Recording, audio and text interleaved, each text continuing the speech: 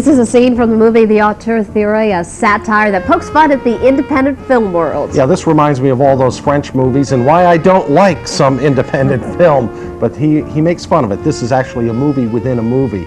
Now we're joining us to talk about his movie. The overall one is the filmmaker and Mamaroneck native Evan Oppenheimer, and you got Best Feature Film at the Westchester Film Festival. Congratulations. Pretty impressive since this is your first feature-length film. Exactly, and you know, it's so hard to get into any film festival that just getting in is almost a miracle, and then to win one, especially on my home turf, it's the greatest thing in the world. Congratulations to you. Now, do you take this movie and with this, accolade, can you then open a few doors elsewhere to other film festivals and then hopefully get some sort of theatrical release?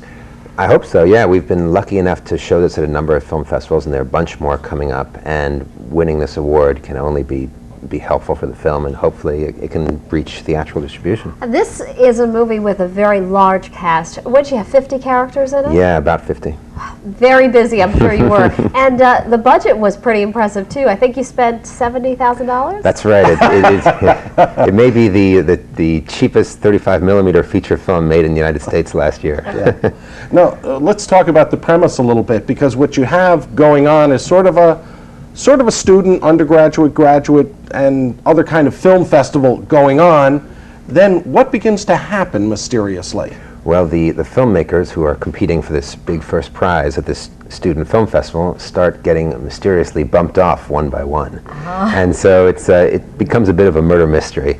And that's actually where we pick up this next clip that we're going to see, with your hero suddenly turning from documentary video maker to detective, I guess. Exactly. In this clip, the main character, whose name is George Sand, a bit of a yes, literary reference French writer, played by that wonderful British actor named Alan Cox. He's at a murder scene, and the detective, who's played by Armin Shimmerman, who some people may recognize from Deep Space Nine, the Star Trek TV show. He played Quark, one of the characters on that show, even in heavy makeup. So. Yes, no, that's where I know him from. Right, exactly.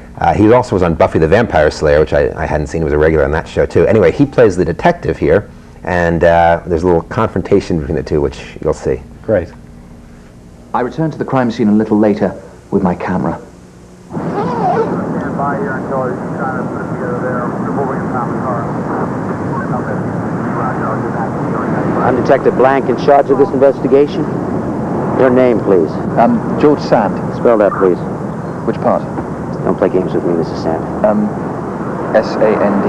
I know how to spell sand. Sorry, G-E-O-R... Slowly. G. Hold on. G-E-O-R-G-E.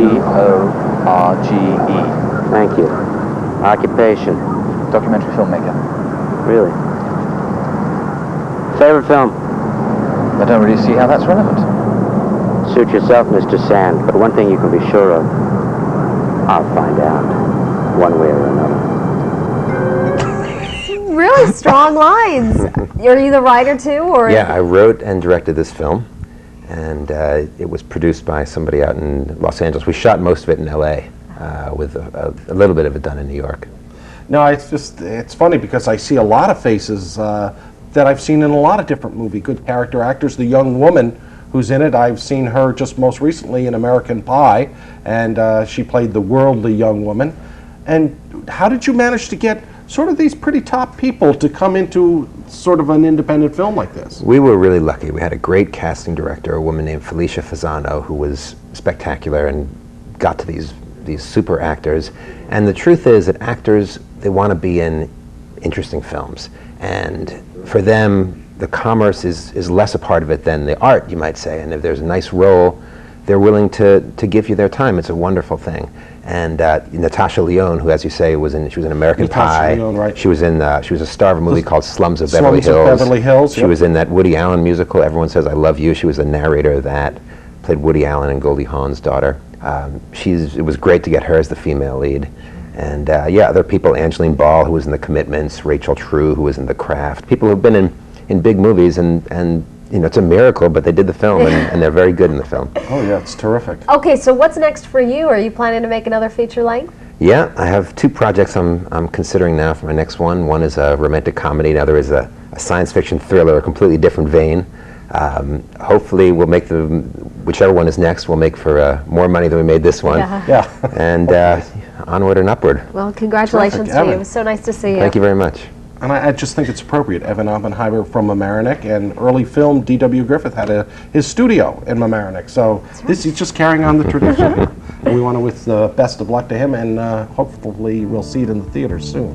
Just ahead, reprogramming the brain and eliminating bias altogether. Is it positive therapy or mind control? It's part of the suspense of A Slow Burning. We'll tell you all about that.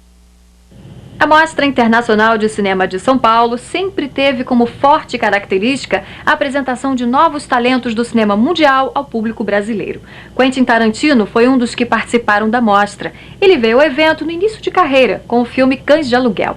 Abbas Kiarostami também chegou ao nosso país através do festival. Este ano foram muitos os cineastas ainda desconhecidos que participaram da mostra. Quem sabe se estes não serão os sucessos do futuro.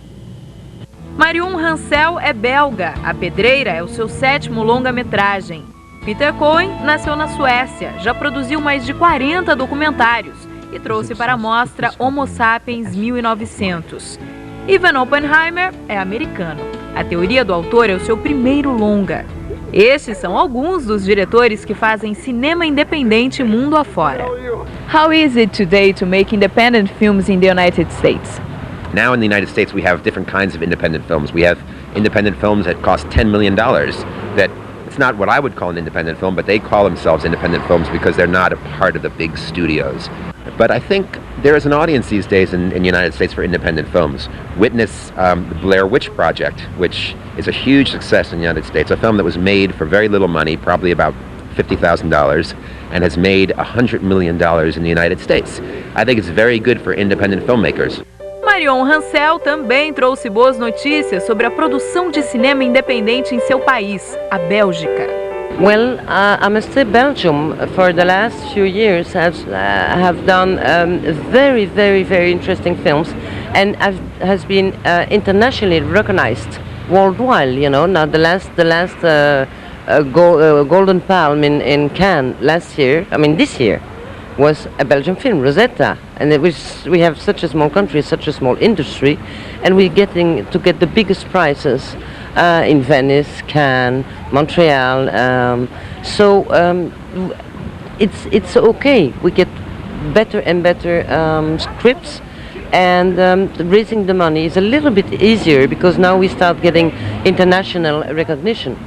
Peter Cohen é outro otimista. Ele ficou conhecido por A Arquitetura da Destruição e anda bastante satisfeito com a recepção que o público está dando aos documentários. I think that that the interest for documentaries I've been in a crisis, but now I think the interest for documentaries are increasing in the entire world. So let's hope for a new golden era for the documentaries. Talvez esta seja uma nova era para os filmes independentes.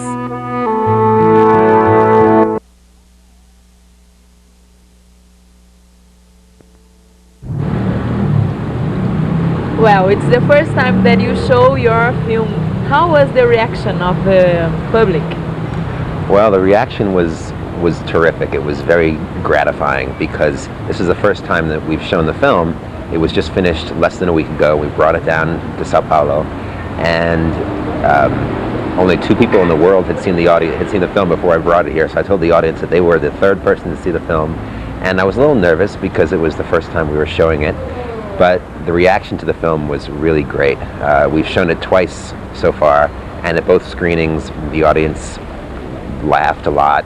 They really seemed to enjoy the film, and it made me so happy. I just sat there with a smile on my face the whole time. And tell us the story of the film. Well, my film is a satire about the student film world in the United States, and it sort of makes fun of the independent film world and the student film world. At the same time, it has affection for it. It's a murder mystery that takes place at a student film festival, and the filmmakers, the directors, start getting killed off one by one. And so suspicion is thrown upon the other directors. and the main character is a British documentary filmmaker who's looking for the killer, and he watches these student films trying to find evidence in the student films to see which director is actually the killer. We made the film in the United States. I tell the audience here that it's the cheapest film made in the United States this year because we made it for a total of $70,000, which is nothing. An average American film these days is made for $70 million, 1,000 times as much money. So everybody on it worked for free, and it was a real struggle, but it's kind of a miracle. A film got done. It has a lot of really good actors in it, so we're really happy. And how is doing independent films in the United States? I'm sorry, how is what? Doing. Yeah, independent films there. Because there are big productions, and is it difficult to do an independent film? On the one hand, it's very difficult to do an independent film, like it is anywhere, because you have to do everything yourself. On this film, I wasn't just the director, I was the writer. I'm in the film a little bit as an actor. I did some of the cinematography for the film occasionally. If a job needed to be done, one day we didn't have an assistant cameraman, and so I had to do that. You never know what you're going to have to do on an independent film, especially a true independent film like this one, made for very little money. Now in the United States we have different kinds of independent films. We have independent films that cost $10 million. That it's not what I would call an independent film, but they call themselves independent films because they're not a part of the big studios. There are a lot of movies being made in the United States these days, and it can be hard to find an audience for an independent film, and that's the hard part. When I get back to the States and we just finished making the film, and I didn't think about selling at all. When I get back, now that the film is done, I have to start concentrating with the producer on selling the film.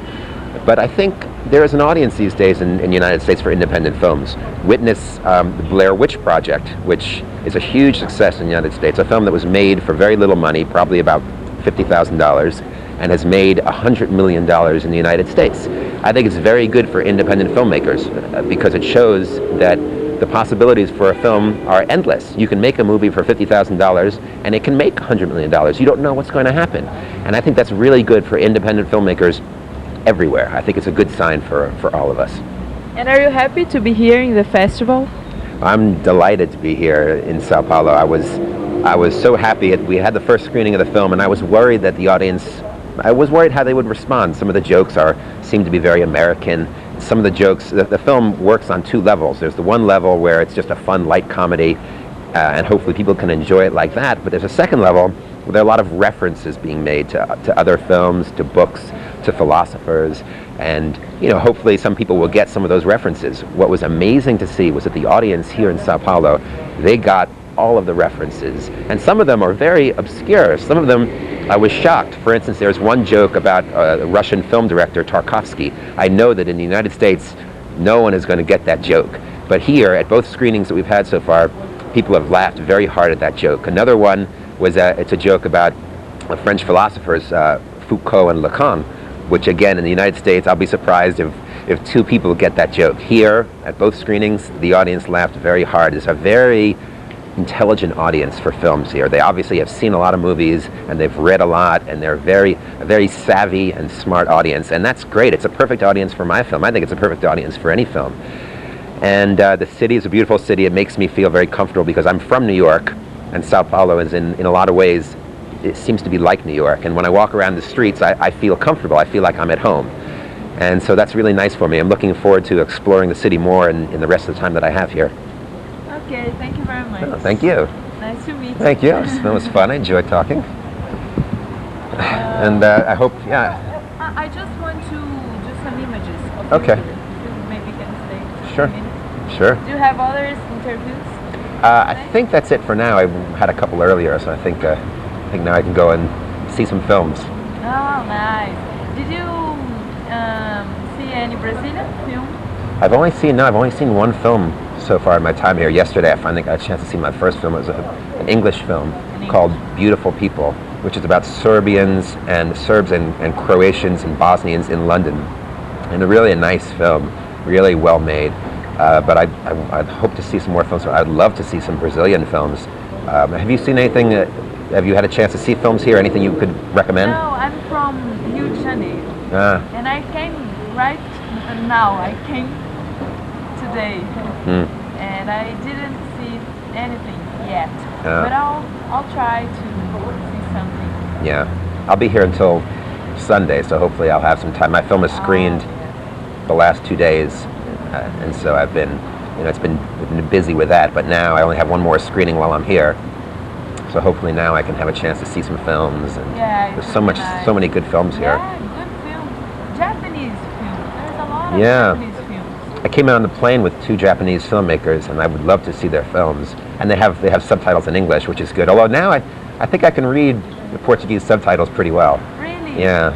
Oh, you know Spanish and Italian, it looks like. Yeah, it's pretty similar in titles. And the guy who did the subtitles did a great job doing it electronically. Really? Wonderful job. Yeah. They came up at just the right time, and it was very good. But I could read about 99% of them. I understood. So it makes me really think that if I see a movie, even if I can't understand the language, I can probably follow the subtitles in Portuguese. So, but I guess Brazilian films won't have Portuguese subtitles. Maybe they'll have English. Yeah, maybe. I don't know. I think it's difficult. Yeah.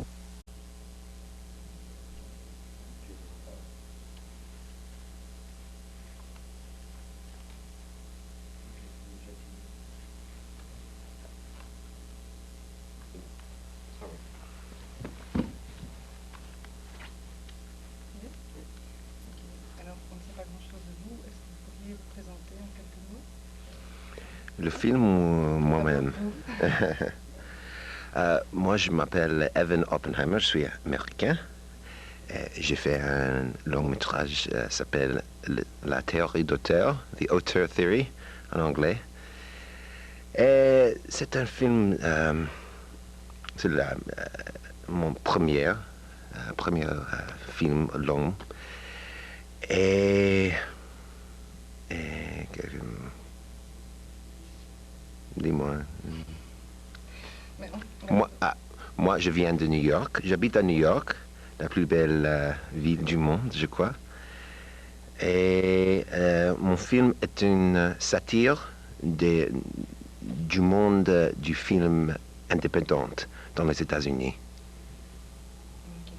Quelle est la part de George Sand chez vous? La part, qu'est-ce qu'il signifie? Est-ce qu'il y a des similitudes entre votre personnage, George Sand, et vous-même? George Sand est la carte centrale de mon film. L'acteur est Alan Cox, c'est un acteur anglais, et un grand acteur, je crois. Le caractère, peut-être existe des similarités entre George Sand et moi, parce que nous deux sommes des réalisateurs, mais il fait seulement les documentaires, je fais les narratifs. Mais aussi, peut-être il y a des similarités parce que il est un peu stupide. Moi aussi, je suis un peu stupide parce qu'il y a un monde. Il pense d'une chose.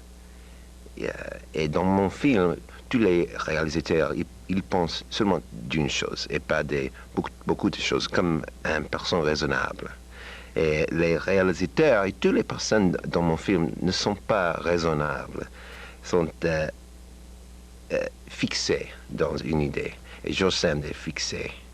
Moi aussi, je suis un peu fixé. Alors, le film commence, on voit George qui vient donc, je pense, dans les locaux de la BBC. Il cherche un financement de son film. Est-ce que vous avez aussi des difficultés pour financer votre film? C'est très difficile aujourd'hui pour quelqu'un qui veut faire un film, presque impossible dans les États-Unis et dans tous les pays du monde, je crois. J'ai fait ce film sans argent. Le budget, je sais le mot en français, l'argent pour faire le film, le budget en anglais. Oui, budget. Le budget pour mon film est $70 000.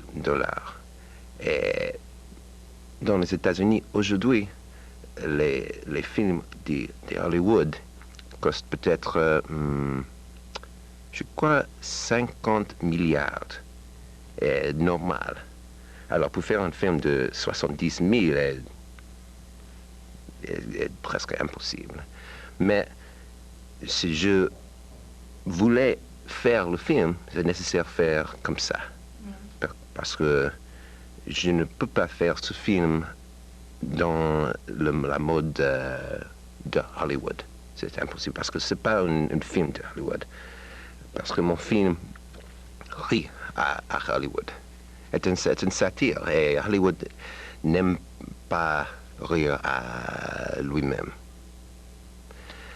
Alors, moi et la producteur, nous avons trouvé l'argent pour faire le film. Et c'est difficile de trouver 70 000, pas comme trouver 50 milliards, mais c'est difficile. Alors, quand on trouve le film, quand on avons trouvé l'argent, aussi nécessaire de trouver les personnes et les acteurs. Non est difficile de trouver les acteurs parce que un acteur, il veut acter. Et c'est pas beaucoup des rôles intéressants pour acteurs aujourd'hui.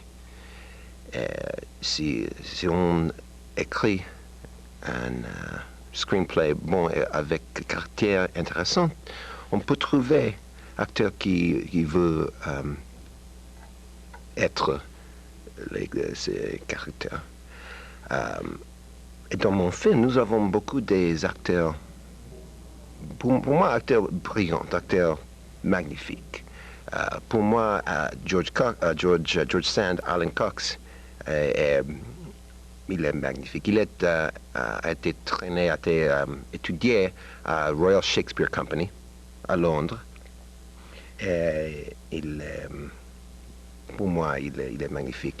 L'actrice de mon film, la première actrice, c'est Natasha Lyonne. Elle est une actrice dans les États-Unis. Elle est un peu fameuse, un peu connue. Célèbre, un peu célèbre, merci. Parce qu'elle est dans un film qui s'appelle American Pie, un film très populaire dans les États-Unis. Aussi dans un film qui s'appelle Slums of Beverly Hills. Un film quasi indépendant, quasi Hollywood, populaire dans les États-Unis. Alors, pour nous, était un grand coup avoir Natasha Lyonne dans notre film parce que souvent c'est difficile de tenir une actrice connue comme elle. Et il y a autre acteur pour moi très intéressant, Angeline Ball. Angeline Ball est Carmela dans le film. Et elle est, peut-être vous connaissez un film de Alan Parker qui s'appelle The Commitments. Elle était dans ce film, elle était la blonde dans ce film. Et autre acteur intéressant. Est-ce que certains ont accepté de jouer, disons, bénévolement pour soutenir le film ou bien ils ont accepté des salaires moindres? Ah oui, non, tous les acteurs étaient gratis, sans argent. C'était un miracle. Mais... Alors, d'après ce qu'on lit dans le dossier de presse, le film a été plutôt bien accueilli aux États-Unis. Quelle réaction vous espérez du public bruxellois? J'espère que les Bruxellois aiment mon film, d'accord, certainement, mais j'ai peur que le film peut être un peu difficile à comprendre. Peut-être non, mais peut-être oui, parce que il y a beaucoup des références, beaucoup des choses dans mon film qui sont très américains. Je crois, j'ai peur. Il y a quand même aussi pas mal de références à des films connus comme Pulp Fiction, Trainspotting. Trainspotting, oui. Pourquoi vous avez choisi ces films-là pour un peu mettre en avant le côté des films indépendants qui marchent, ou plutôt un peu vous moquer des étudiants qui parodient parfois des films connus? J'ai moqué, c'est vrai que j'ai moqué les films, mais aussi j'ai moqué les étudiants. Et pour moi, c'est quand j'ai moqué quelque chose, je ne veux pas être négatif. J'aime les étudiants et j'ai aimé l'école du film. Je suis été à l'école du film de New York University, à New York. Et pour moi, c'était une bonne chose. C'était une bonne école. Et j'ai étudié, c'était important pour moi.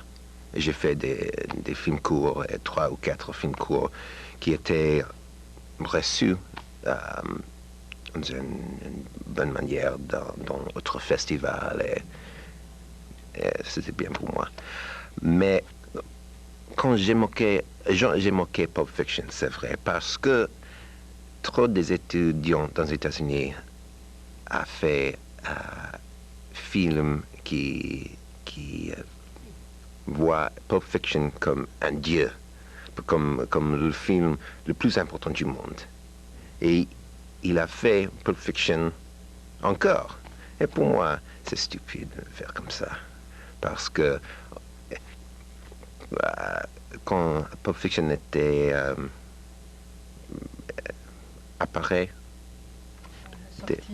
est sorti en salle, je l'ai aimé. Mais maintenant, depuis 5 ans, 6 ans, non est très intéressant pour moi. Et les choses intéressantes, sont les choses nouvelles. Et les styles nouveaux et une monde nouveau, une mentalité nouvelle. C'est pas intéressant de faire Pulp Fiction de nouveau. Et à l'école du film, on voit Pulp Fiction plusieurs fois. Et alors ça c'est le motif pour moi. Pourquoi j'ai moqué Pulp Fiction, mais j'ai moqué les étudiants qui faisaient Pulp Fiction du nouveau, encore une fois. Est-ce qu'on peut dire qu'en même temps, les films d'étudiants, les écoles de cinéma vous ont servi un peu d'inspiration pour faire votre film? Les étudiantes. Oui, la façon dont vivent les étudiants, la façon dont ils voient leurs films. Est-ce que vous êtes inspiré des étudiants que vous connaissez ou que vous avez côtoyés pour faire votre film? Oui, qui faisaient Pulp Fiction du nouveau, encore une fois. Est-ce qu'on peut dire qu'en même temps, les films d'étudiants, les écoles de cinéma ont servi un peu d'inspiration pour votre film? Les étudiantes. Oui, la façon dont vivent les étudiants, la façon dont ils voient leurs films. Est-ce que vous êtes inspiré des étudiants que vous connaissez ou que vous avez côtoyés pour faire votre film? Oui, j'ai inspiré peut-être un peu des amis, mes amis de l'école du film. Et c'est vrai que 1 ou 2 ou 3 ou 4 des réalisateurs dans mon film sont inspirés de mes amis, ou peut-être pas amis, peut-être connaissances de l'école de film.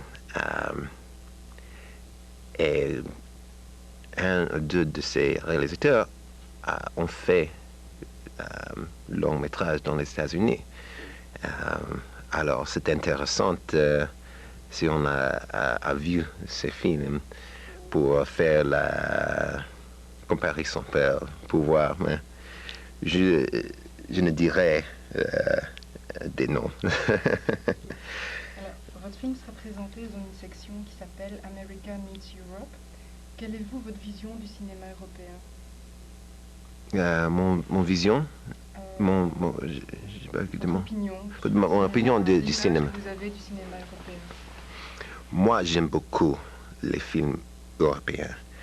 Et vous pouvez voir dans mon film que j'aime les films. Parce que c'est vrai que j'ai moqué Pulp Fiction, mais aussi ce sont beaucoup de références dans mon film, et les références sont souvent aux films européens, comme Trainspotting, mais quand j'ai dit film européen, pour moi, ce ne sont pas films anglais. Je ne sais pas pourquoi, mais pour moi, un film européen doit être un film dans une langue étrange pour moi. Peut-être étrange, un mot juste, mais pas anglais. Je ne sais pas pourquoi même. Et j'aime les films du Ingmar Bergman. J'aime les films du Fellini. Et dans mon film, ce sont des références à Fellini, à Bergman et à des autres réalisateurs européens. Et leurs sont la plus importante je sais pas le mot, sont les directeurs, les réalisateurs les plus importants. Pour moi, sont les réalisateurs européens. C'est mon opinion, mais pour moi, c'est totalement vrai. Alors, en fait, moi quand j'ai vu votre film, je trouvais qu'il faisait plus british, comme ça, avec l'humour, qu'américain. On peut expliquer ça comment? Justement pour votre admiration pour le cinéma européen, ou c'est plutôt vous qui êtes attiré par cet humour, ce type d'humour? C'est vrai que l'humour dans mon film est un peu british. Et George Sand, le caractère central, il est british, il est un acteur anglais et doit être british. Je n'ai jamais pensé d'avoir un acteur américain dans ce rôle parce que c'était important d'avoir un british, parce que il dit les phrases qu'il dit sont un peu compliquées. C'est peut-être difficile pour un Américain dire ces phrases. Les acteurs américains n'ont pas la facilité avec les mots qu'un acteur anglais, un acteur british a. Pour moi, peut-être existe des acteurs, mais je crois que la plupart des acteurs américains n'ont pas cette facilité. C'est pas facile. Aussi, ce sont des autres acteurs européens dans mon film. C'est autre acteur british comme Ian McNeice dans la scène du BBC. Les deux acteurs sont british. L'actrice, elle est américaine. Et je n'aime pas faire comme ça parce que je préfère utiliser les acteurs british pour un rôle british. Mais elle est une grande actrice. Elle s'appelle Diane Salinger et elle dans d'autres films, elle a fait un rôle british. Mais aussi, ce sont des autres acteurs européens. C'est le caractère du Giscard d'Gâteau, français. L'acteur est Ramzi Malouki. Ramzi Malouki est un correspondant dans les États-Unis pour Canal+, à Los Angeles. Et un ami. Aussi, ce sont des autres acteurs, Luigi Amodeo, un acteur italien, pour le rôle italien dans mon film de Paradiso Marcopoli. Et autre acteur, Boris Krutenag, dans le film italien, lui, il est un acteur de russe. Ce sont beaucoup des acteurs européens dans mon film. C'est important. Si on veut faire un film du monde, un film avec des caractères mondiaux, on doit utiliser acteurs de tout le monde.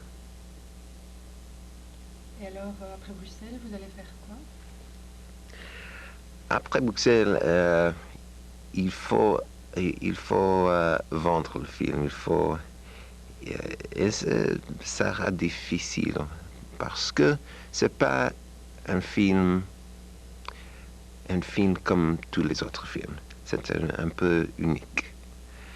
Et ça peut être une bonne chose, peut-être pas. Nous verrons.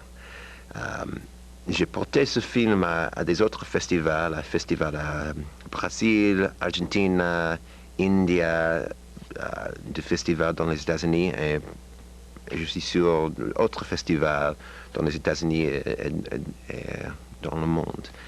Et pour moi, c'est merveilleux voir le film avec autres personnes, parce que c'est une chose très, très solitaire, faire un film. Et un film comme ça, un film sans l'argent de seulement 70 000, on fait un film solitaire et c'est très difficile. Et maintenant, avec le film fini, pour moi, c'est délicieux porter le film à les festivals et pour voir le film avec d'autres personnes est un miracle.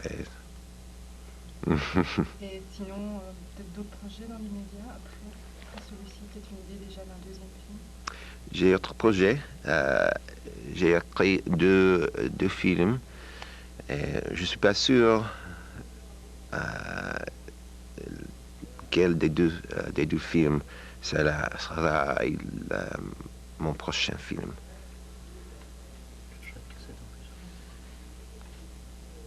Non, parce que le film n'est pas fini. Sundance a vu un rough cut du film. Et c'est difficile entrer Sundance avec un... C'est pas impossible, mais c'est difficile entrer Sundance avec un rough cut.